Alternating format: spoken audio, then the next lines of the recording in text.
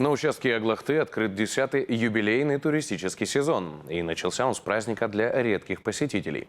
Благотворительный фонд «Перспектива» и заповедник Хакасский провели марафон для семей, где воспитываются дети с особыми потребностями. О развитии инклюзивного туризма Марина Канадакова. Нашему эколого-экскурсионному комплексу на участке Аглахты в этом году исполняется 10 лет. За это время большинство присутствующих впервые попали на этот участок заповедника. Тем интереснее им увидеть древние Аглахты, створ Енисея и все, что создал человек для знакомства с одним из красивейших уголков Хакасии. Но обычная экскурсия – это слишком просто. Увлекательный квест – вот что прописали организаторы.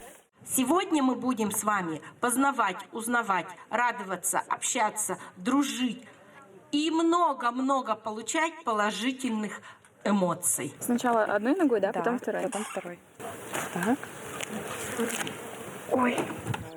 Вынуть из души новые эмоции, снять стресс и преодолеть боль. И все на фоне великолепного пейзажа. Гвоздистояние – испытание не для слабонервных. В визит-центре можно сделать эстампаж, а рядом в чайной юрте расписать пряники. Узор, конечно, в виде петроглифов, шамана и лошади. Шаман или лошадка? Лошадка, шаман. Я в прошлом году первый раз приехала на Аглахты. Были у шаманского камня, и вот, не знаю, какой-то внутренний трепет, вот, когда вот ты соприкасаешься с историей. Для самых любознательных прямо на берегу развернулась мини-лаборатория по проверке качества воды. Пробы успокаивают. Уровень pH в норме, без нитратов и со взвесями, обычными для сезона паводка. Узнать столько нового и интересного за один раз – редкая возможность для юных участников марафона. Но праздник не состоялся бы, если бы сотрудники заповедника не подумали об особенных туристах. Инфраструктура участка Аглахты учитывает потребности людей с проблемами зрения и колясочников.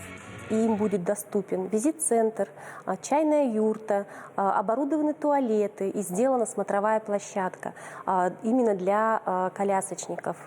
Сделаны трапы из просечки, чтобы им можно было ездить здесь и чтобы они себя чувствовали очень комфортно.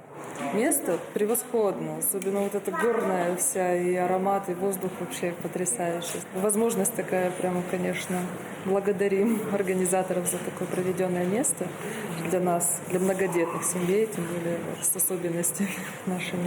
Заповедник – один из первых, кто развивает инклюзивный туризм. Благодаря этому уже около 360 человек с ограниченными возможностями здоровья смогли приехать сюда и прикоснуться к месту с тысячелетней историей. Марина Канадакова, Сергей Казьмин, Вести Хакасия.